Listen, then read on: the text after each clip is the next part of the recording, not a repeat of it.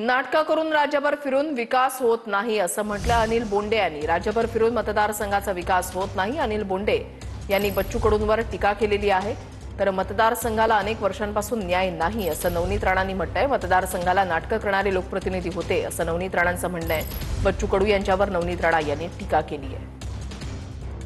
काय होतं की जेव्हा माणूस नौटंकी करतो त्यावेळेला विकासाकडे लक्षच देत नाही आणि पूर्ण राज्यभर फिरायचं म्हणजे घरची म्हणते देवादेवान बाहेरचीला चोळी शिवा असं या मतदारसंघाचं झालं। ते आताही म्हणतात मला स्वप्नही वाटत नाही की मी आमदार झालो, की गेल्या कितीक वर्षापासून या मतदारसंघामध्ये न्याय नाही।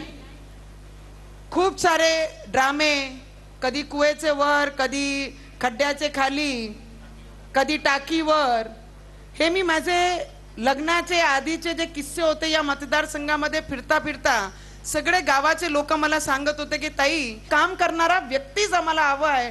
अरे जब बाई उतरती है ना तो झांसी की रानी बन के उतरती है।